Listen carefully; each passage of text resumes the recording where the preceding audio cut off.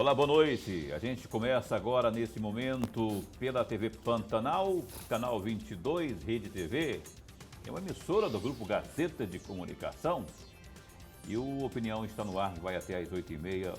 A gente hoje vai abordar algumas situações ligadas à área jurídica ou judicial, como você queira, porque especialmente ao trabalho dos magistrados, não é? Porque há uma associação aqui em Mato Grosso, que é a Associação dos Magistrados, que é a AMAN, que tem o seu presidente, que hoje está a postos conosco já nesse momento aqui, que é o Tiago Abreu, que mais uma vez retorna à Opinião.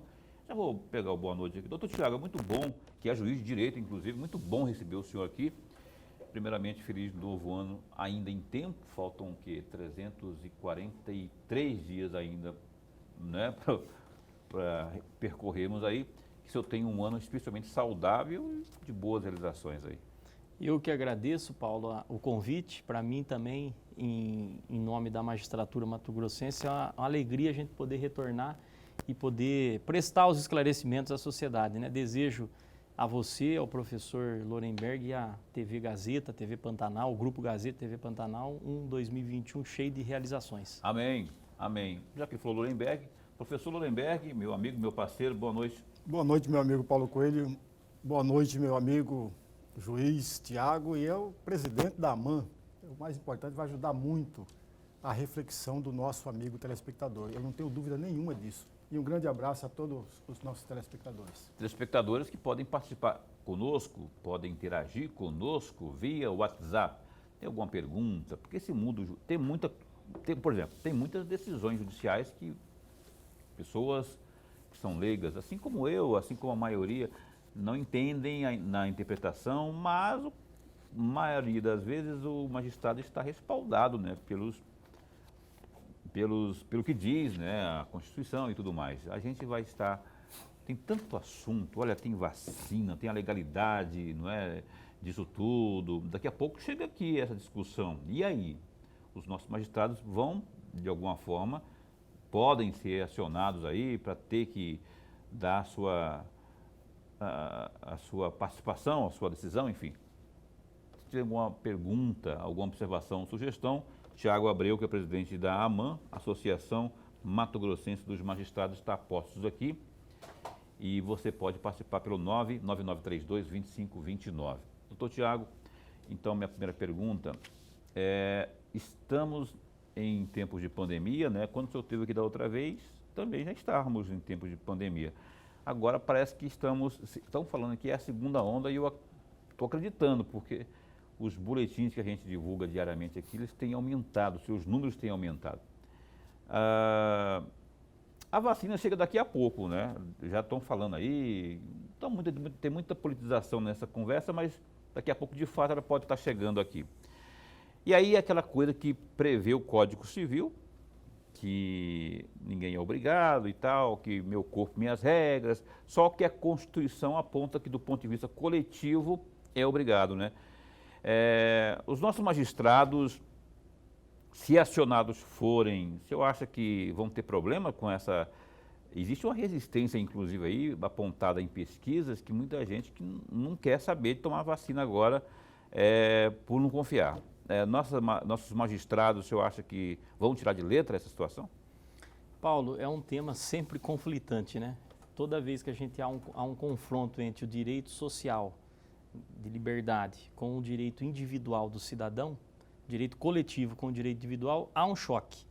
E o judiciário, ele tem costume de lidar com esse choque. Na verdade, a existência do judiciário, um dos motivos da existência do judiciário é justamente resolver esses conflitos sociais. Então, acredito que a magistratura mato-grossense e nacional vai estar com condições, sim, de resolver esse problema quando chegar até ele. Nós temos e tivemos agora recente uma decisão do ministro Lewandowski, do STF, do Supremo Tribunal Federal, onde ele apontou ou está apontando algumas diretrizes nesse tema, né? Determinando, então, que fosse disponibilizada essa vacina para a população brasileira, né? Essa foi a decisão recentíssima aí do Supremo, determinando então que o governo brasileiro adquira as vacinas e disponibilize isso para o cidadão. Então me permita fazer, antes de passar para o Lorenberg aqui, como diria o próprio Lorenberg, uma provocação. Não é? O ministro ou o magistrado, no caso do STF, né? Um ministro tem esse poder aí de interferir, eu estou falando interferir é um termo meu, interferir, aspas, né? Naquilo que deveria ser uma decisão de governo, quer dizer, tem havido muito disso, né? Partidos políticos, por exemplo, provocam, vão lá, como a rede agora está fazendo isso aí, foi lá, levou, ó, doutor, está aqui, essa Coronavac está aqui e nós gostaríamos aqui que o senhor determinasse que o presidente pusesse em prática, não é? E aí o magistrado vai lá, o ministro vai lá e caneta e dá prazo de 72 horas para o... Isso não é interferência, não é invasão de poder? Temos a Constituição que já diz isso. Esse tema, Paulo, é extremamente atual e ele gera polêmica, tanto de um ponto de vista, vamos dizer assim, social, porque há um clamor social com toda a decisão que é proferida, e também dentro da magistratura há um debate muito grande sobre o que é chamado no meio jurídico de ativismo judicial. Agora, é preciso a gente entender uma coisa, o judiciário, ele só age quando é provocado. O judiciário não age de ofício. Salvo raríssimas exceções, em tese, o judiciário só age quando é provocado. E aí nós temos esse problema. Hoje, atualmente, nós estamos vivendo uma sociedade com muito conflito. E há muito conflito entre os poderes. Essa crise institucional que a gente tem visto nos últimos anos tem levado o judiciário a ter um papel de protagonismo. E por esse protagonismo acaba gerando, então, esses conflitos aí, vamos dizer, na cabeça da opinião pública em se afirmar, será que o judiciário deveria ou não deveria agir?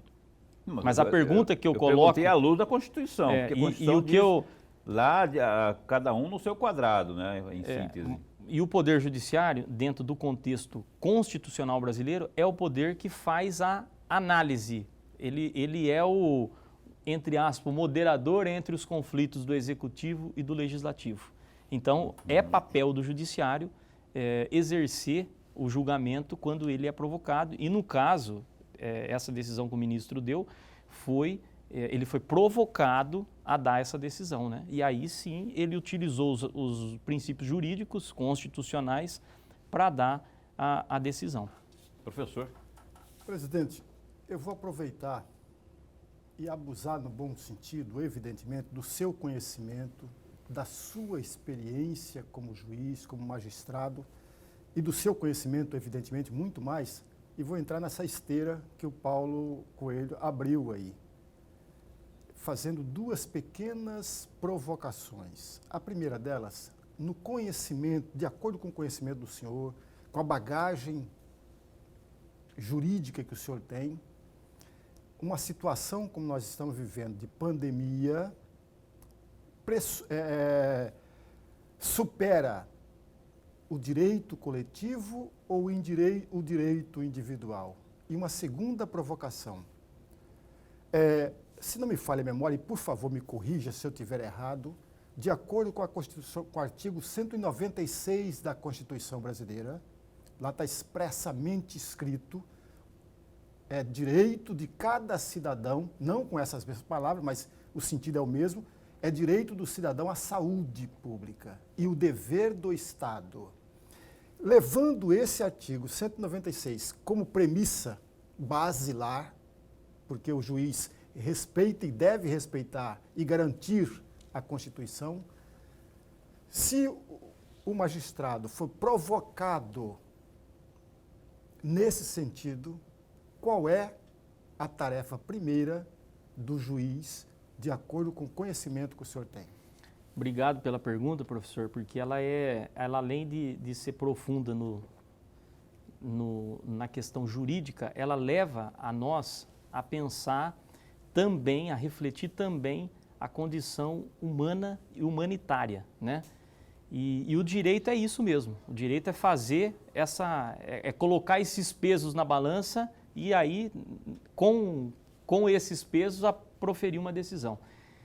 O senhor colocou a primeira pergunta a respeito de entre o direito individual do cidadão em não querer se proteger e o direito coletivo num estado de exigir essa proteção, né? E dentro de um estado de pandemia, eu acredito, e aqui eu digo dentro do que é bom senso, que nós devemos proteger a maioria. Coletivo, então. Em detrimento da minoria, que tem o direito de liberdade, de exercer o seu direito de liberdade. Mas esse direito de liberdade, e como qualquer outro direito, ele não é ilimitado. Todo poder tem limite.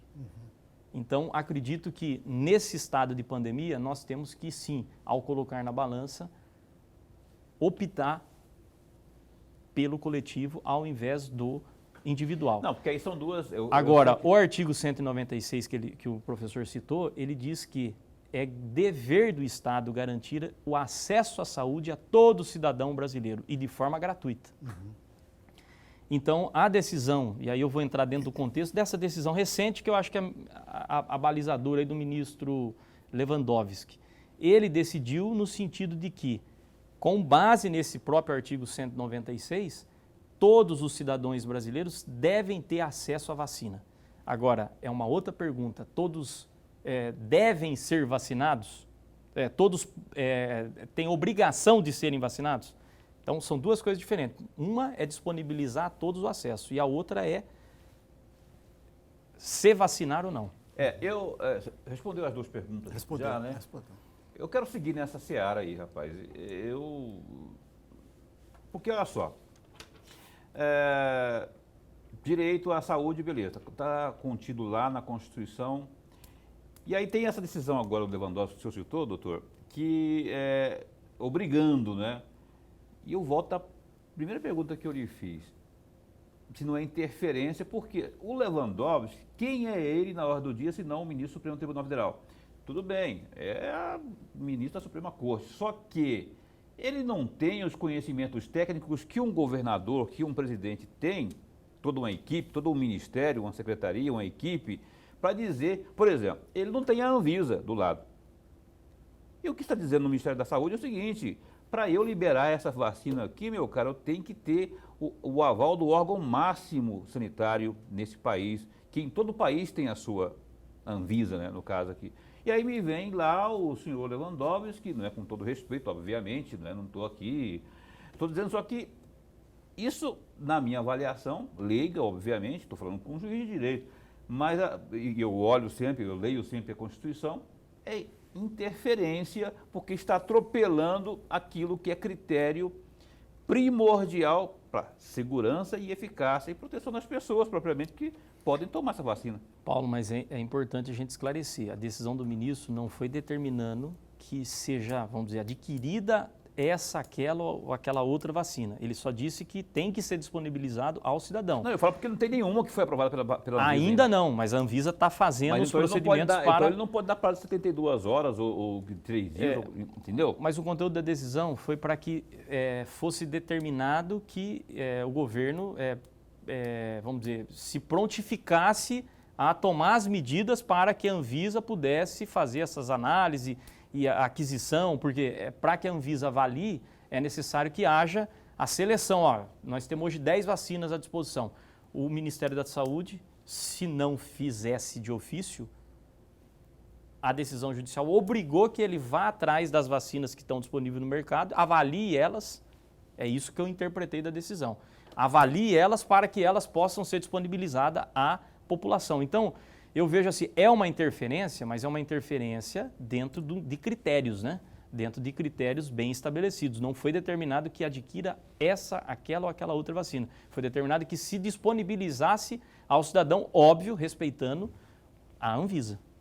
Só que aí tem que ter esse óbvio aí, ou essa observação, ó, se considere aí aquilo que tem que ser considerado, que é a segurança. Nós não somos cobaia, não é? E aí eu falo porque há o ativismo, há os partidos, o assédio, não ativismo, o assédio dos partidos, nesse caso notadamente de esquerda, né, o PDT, Rede, né, PSOL, que estão sempre lá, parece que tem uma salinha deles lá, porque qualquer ação que tem, doutor, isso aqui, ó. Aí o cara vai lá, caneta e determina, dá prazo e tudo mais. E aí que fica essa questão da Anvisa, no caso específico da vacina, que é quem vai convalidar isso, né? Que às vezes não é considerado o fator segurança. E aí as pessoas acabam ficando, as pessoas leigas acabam ficando sem saber o que fazer. Pô, daqui a pouquinho chega aqui, e aí, eu vou ser obrigado? Eu não vou ser obrigado? Enfim, né? E a questão da segurança. O Ministério da Saúde está dizendo que não está seguro e tudo mais. E por isso que eu estou colocando eu estou problematizando a situação aqui para pegar a opinião, obviamente, de quem entende.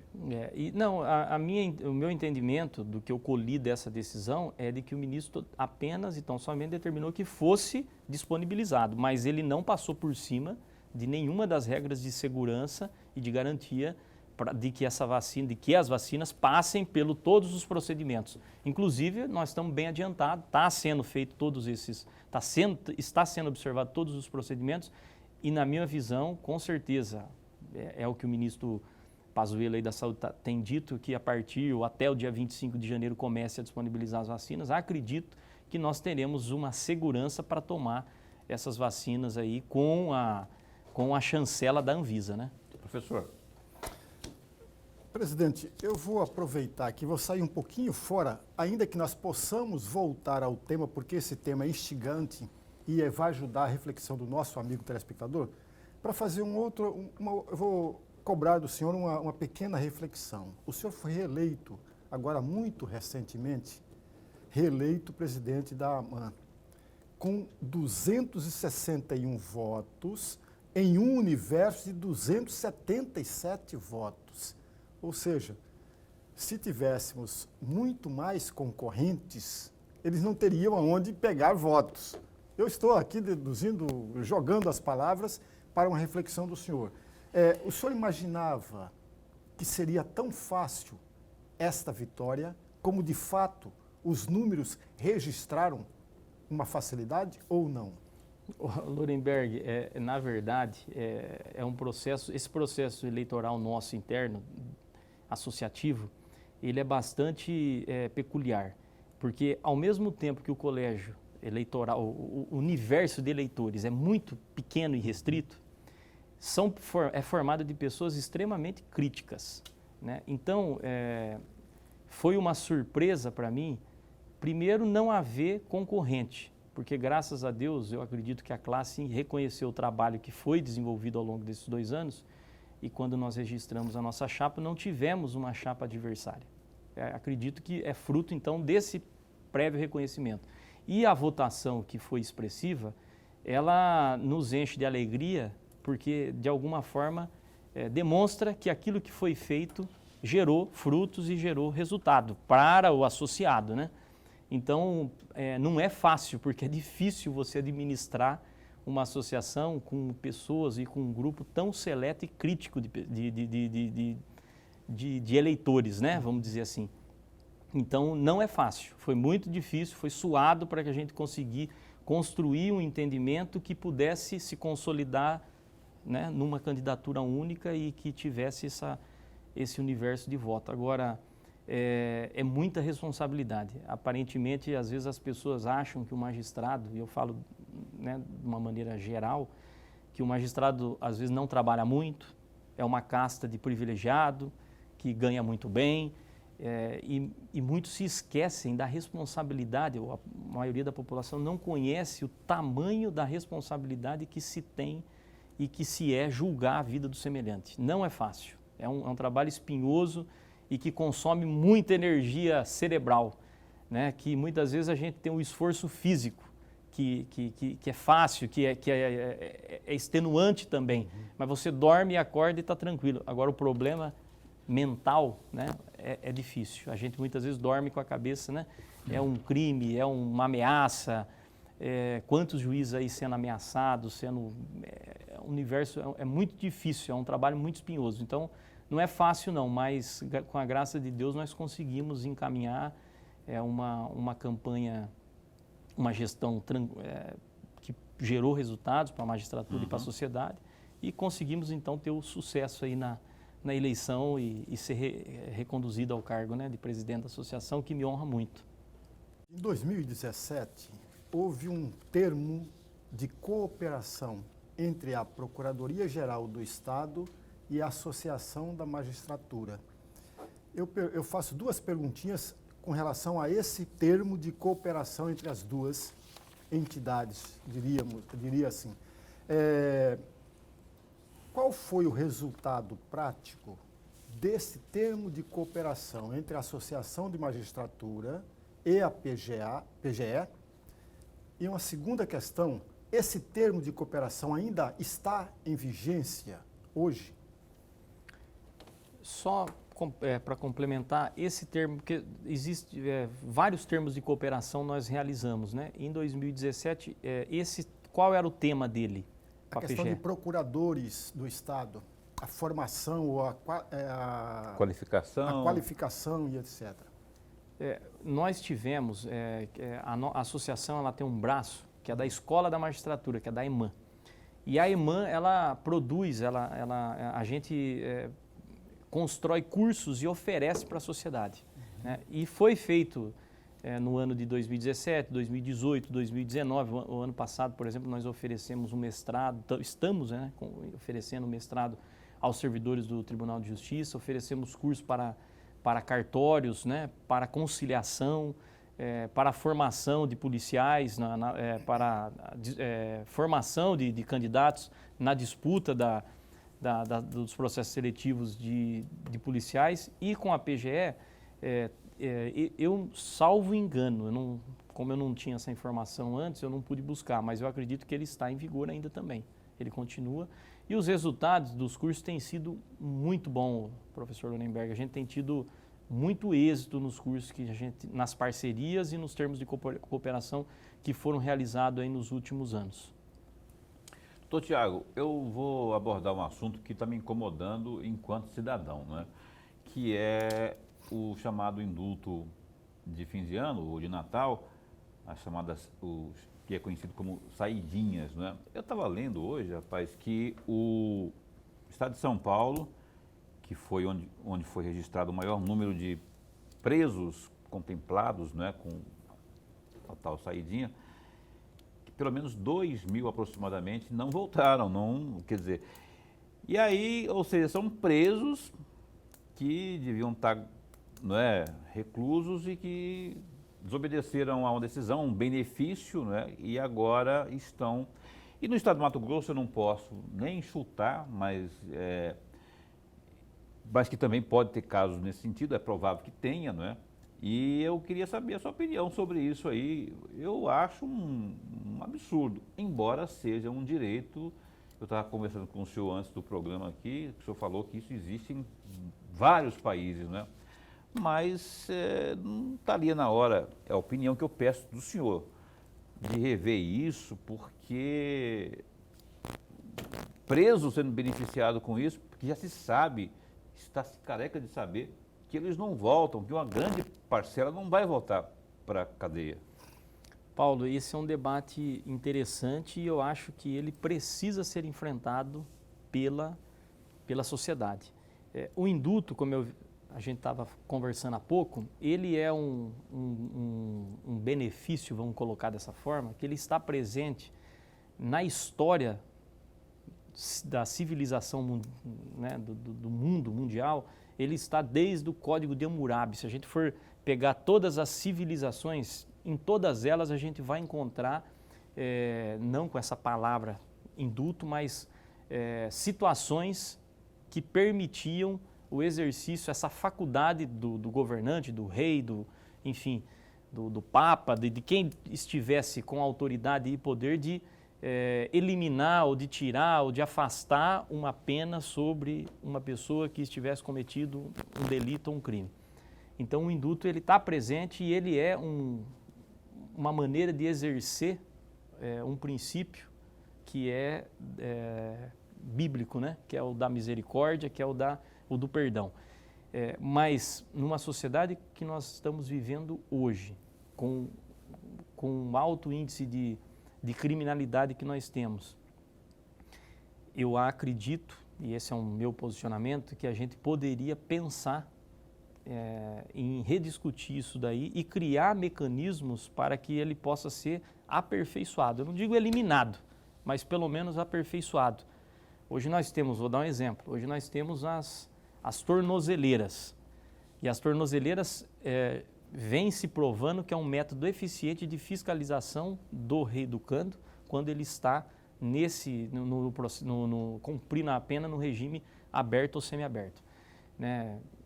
Acredito que seria uma ferramenta interessante.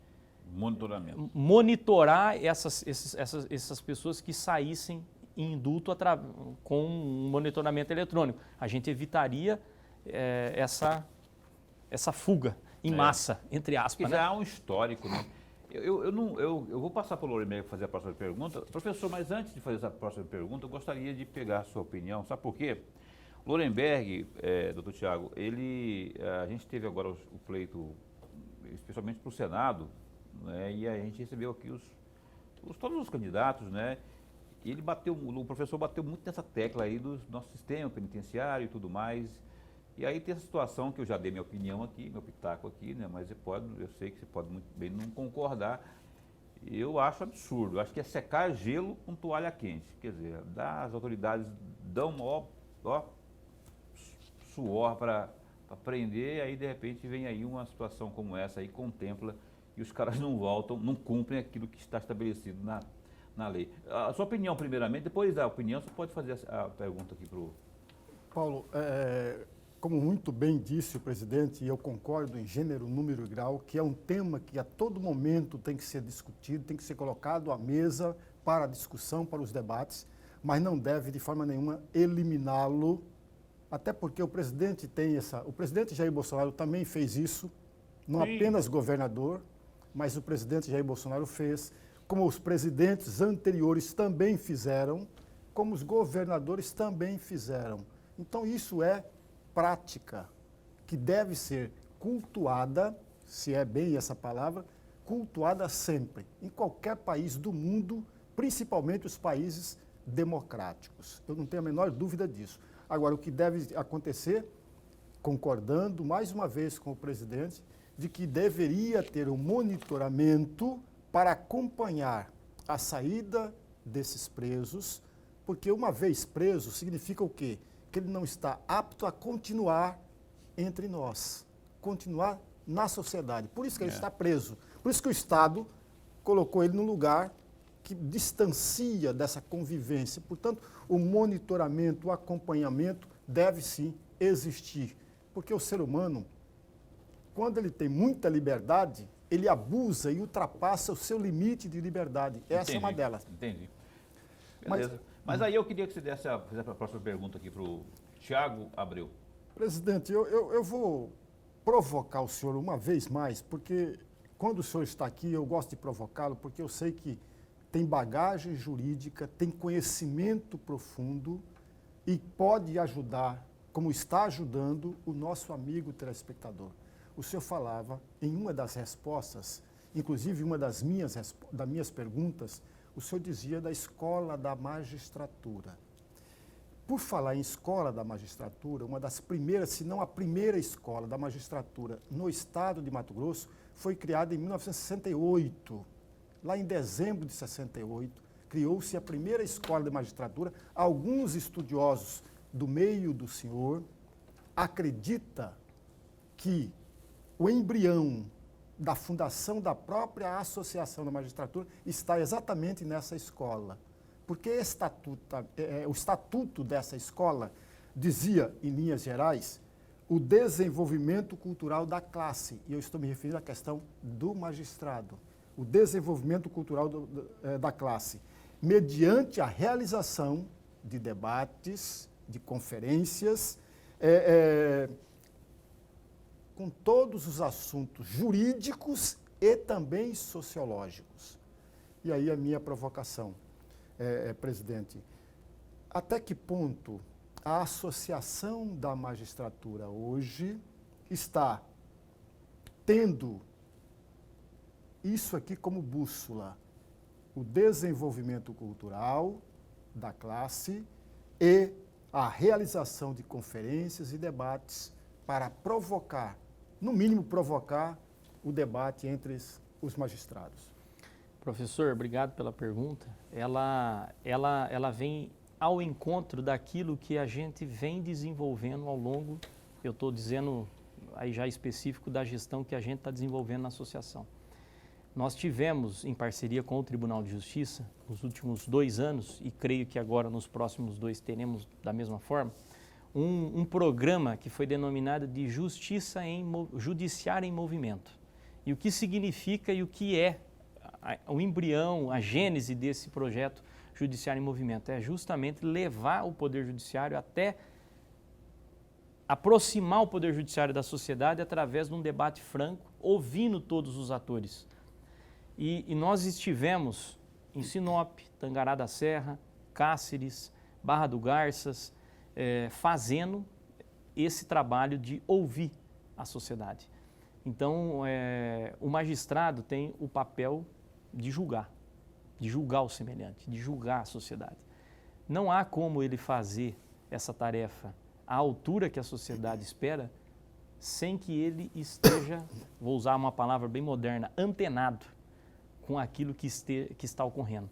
Então, é essencial para a atividade de julgar essa aproximação e esse trabalho de aproximação do judiciário com a sociedade. Nós procuramos e estamos procurando aproximar e fazer esse trabalho que nós estamos fazendo aqui hoje, de eu estar aqui num programa desse altamente crítico, seletivo, de um público, né?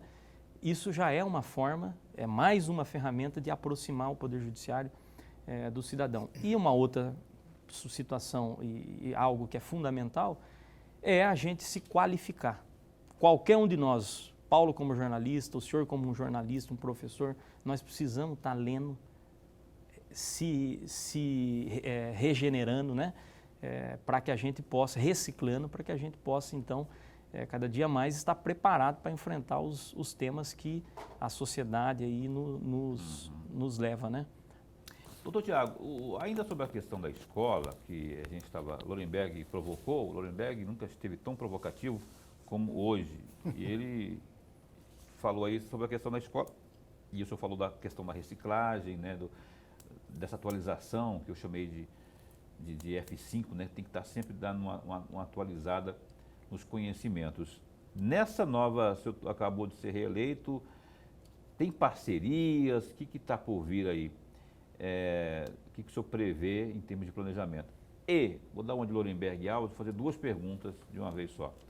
A segunda é, do ponto de vista social, né, da responsabilidade social, a AMAN tem agido, o que ela tem feito aí para dar uma amenizada aí na vida de quem mais precisa? Primeiro, a questão da escola. Muito boa pergunta, agradeço, Paulo, porque nós tivemos recentemente celebramos um convênio com uma importante universidade brasileira, a Universidade do Mackenzie de São Paulo. Estivemos aqui em Cuiabá presente o presidente do Mackenzie, o diretor do núcleo jurídico, e então celebramos esse convênio e iremos, a partir desse ano, ofertar para a magistratura e para a comunidade jurídica e a sociedade mato-grossense em geral cursos de mestrado e pós-graduação nas áreas jurídicas, né? Então, muito em breve, ao longo desse ano de 2021, nós estaremos ofertando, então, esses cursos. E sobre a pandemia? Na pandemia, nós tivemos um trabalho social extremamente importante e relevante. Conseguimos, junto aos magistrados e junto ao empresariado aí de Cuiabá e do estado de Mato Grosso,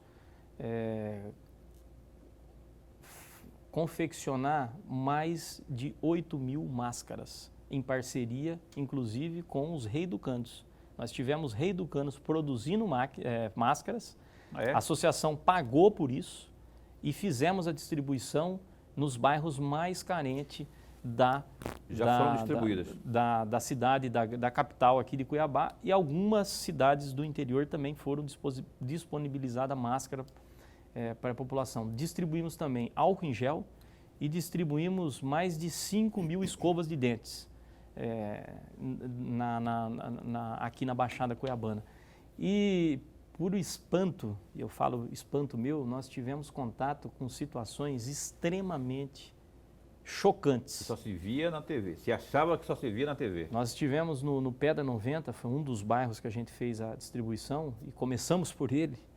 Nós temos ali uma favela a céu aberto, sem esgoto, sem estrutura, sem energia, sem água, sem saneamento e assim, situação de extrema pobreza. Nós distribuímos ali máscara e inclusive em algumas situações conseguimos algumas cestas básicas para distribuir e cadeira de roda, inclusive uma cadeira de roda. Rodas também. Nós tivemos a grata satisfação de fazer essa distribuição. Então a magistratura, ela está comprometida. O nosso trabalho não é apenas julgar, mas existe essa contrapartida com a sociedade. E o Judiciário tem feito muito esse trabalho de maneira silenciosa. São muitos as penas alternativas, principalmente no juízo criminal, nos juizados criminais, que são revertidas para esses trabalhos sociais, que são importantes, são silenciosos e que fazem muito bem para a sociedade.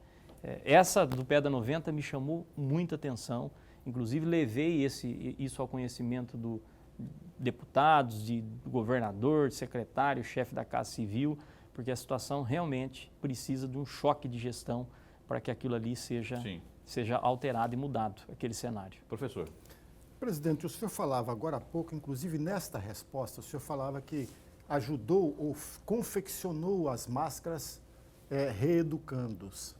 Por falar em reeducando, eu já ouvi, já li e já ouvi especialistas dizendo com toda a convicção e com documentos, inclusive, mostrando que existe ou que há cerca de 40%, um pouco mais de 40% de presos ainda não julgados. E aí eu estou remetendo a bola para o senhor. De fato, é esse índice percentual, ou se não é, ou se é esse índice percentual, onde está errando? É o judiciário que erra quando não o julga. Se não julga, tem muitos presos, e aí eu estou chutando, tem muitos presos que já cumpriram a sua possível pena e ainda está na prisão. Onde está o erro nesta aritmética?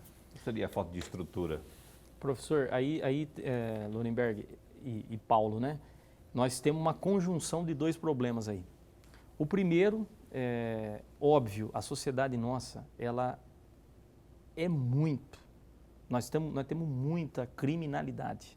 Nós temos uma cultura da criminalidade instalada.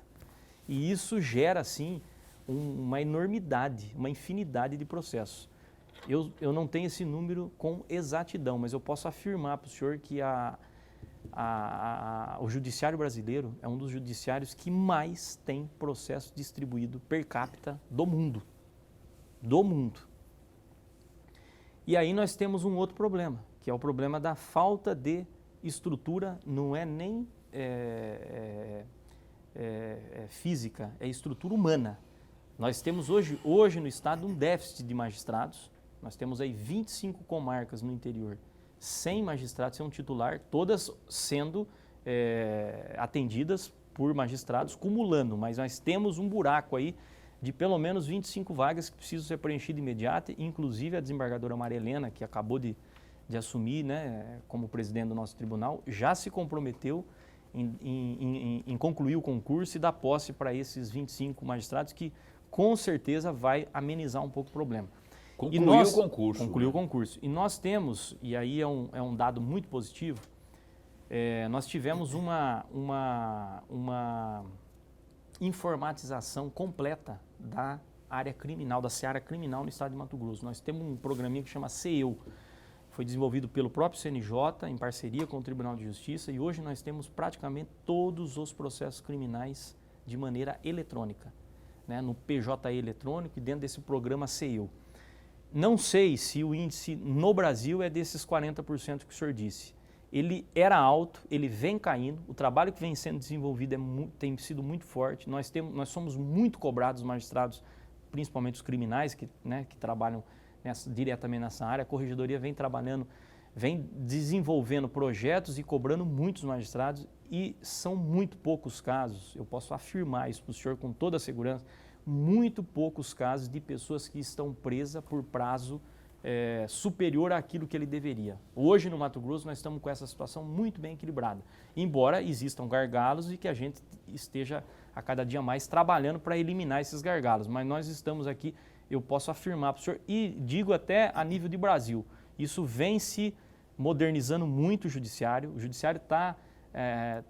tem trabalhado a passos largos para informatização, digitalização, e com isso ganhando, com certeza, celeridade nos processos, principalmente criminais, né? Só que isso também significa economia, né? A partir do momento que você elimina papéis, você vai estar economizando, né?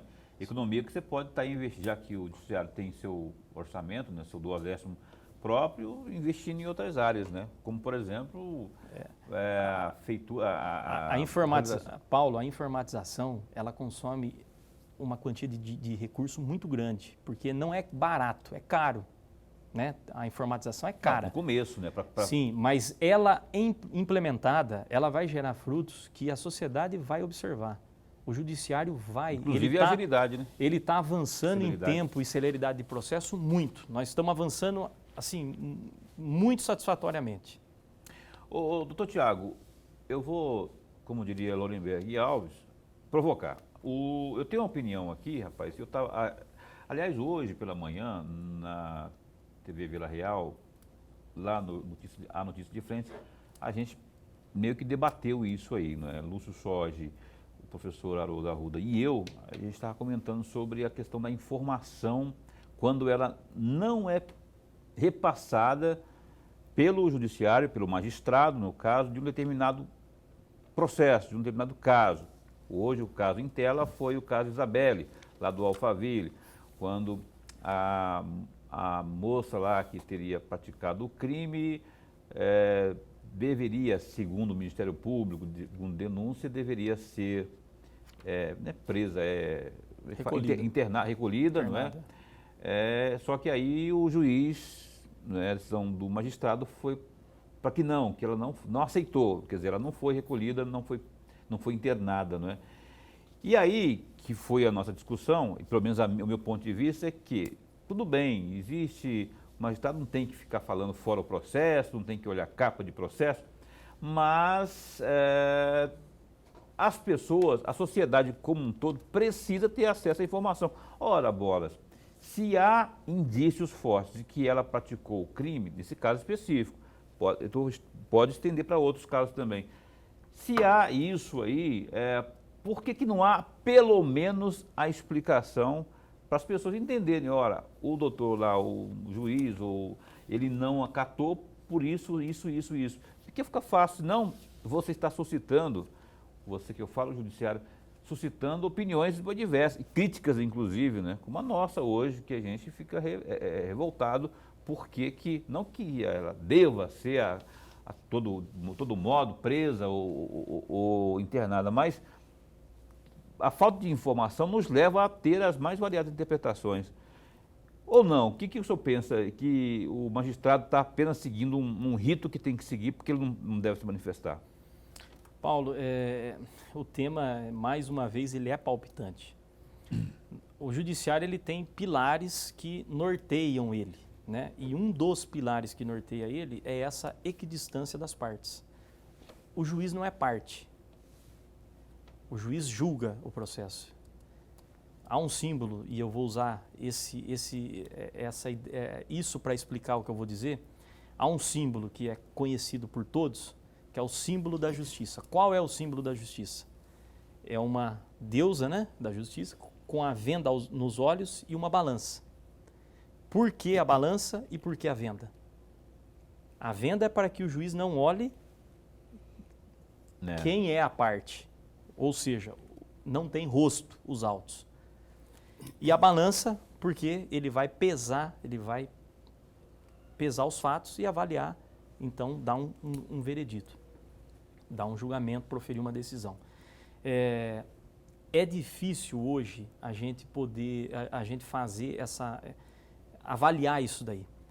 A sociedade evoluiu, A sociedade, a cada dia mais, demanda uma explicação, Estamos na era da informação. a informação, o conhecimento. Estamos na era da informação, queria só que você considerasse E, ao isso. mesmo tempo, nós temos que pensar que o magistrado, ele tem essa responsabilidade de julgar de maneira, vamos dizer, equidistante.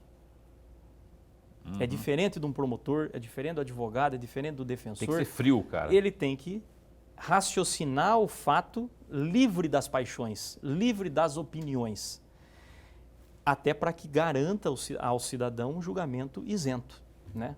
Então, agora, as decisões judiciais são públicas, salvo aqueles casos de segredo de justiça, todas as outras demais decisões são públicas e qualquer cidadão tem acesso a ela, lê e compreende qual foi a decisão do magistrado. Então, eu vejo assim, é algo que pode ser aperfeiçoado e que pode ser debatido? Pode, mas eu não vejo, e essa é a minha visão, eu não vejo condições de que para que a gente preserve esse judiciário Essa isonomia, justo, né? essa isonomia, sem que haja... Entendi. Sem que seja feito de forma diferente. Eu acho que o magistrado tem que ser distante mesmo. Ele pode interagir com a sociedade, conhecendo a sociedade, mas ele não, no ato de julgar, ele precisa ficar equidistante para que garanta essa isonomia. Professor Lorenberg, se eu tenho mais alguma pergunta aí, tem que ser bem breve porque o programa está acabando.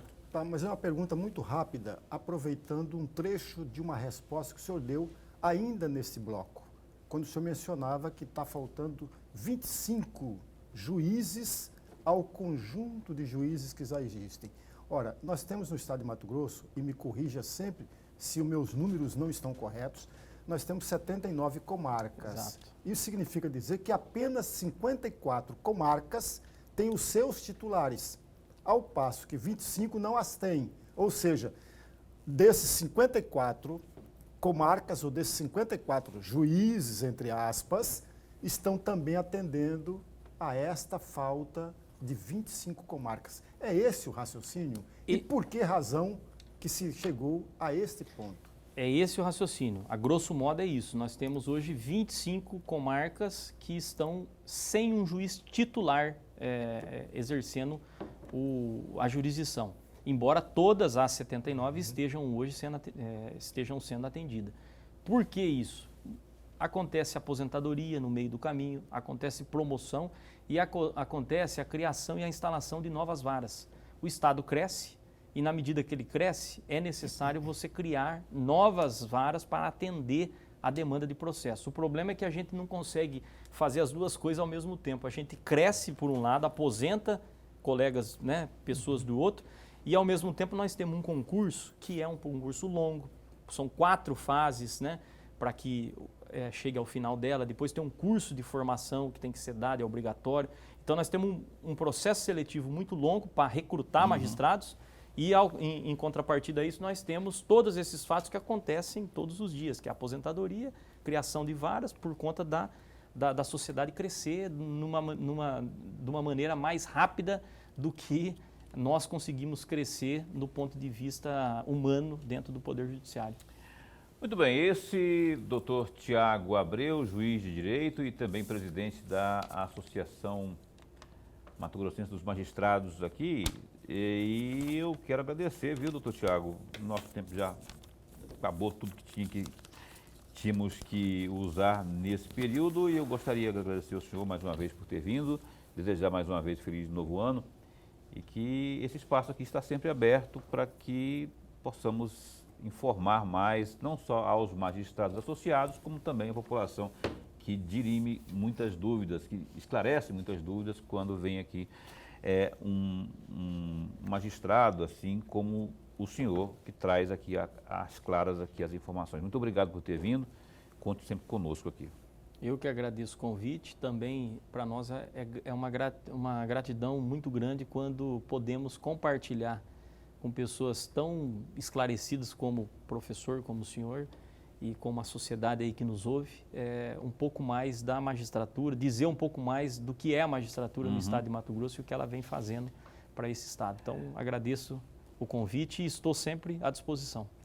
Um abraço, muito obrigado. Da mesma forma, professor, até amanhã. Até amanhã, meu amigo Paulo. Muito obrigado, presidente. E até amanhã, amigo telespectador. O ex-governador e ex-senador e ex-deputado federal e ex-quase tudo, Júlio Campos, vai estar conosco amanhã às 7h30 da noite, em ponto, ao vivo aqui no Opinião. A gente espera você nessa quinta, então, aqui para mais um encontro. Júlio Campos, amanhã aqui, tá? Boa noite para você, fica bem, fica com Deus também.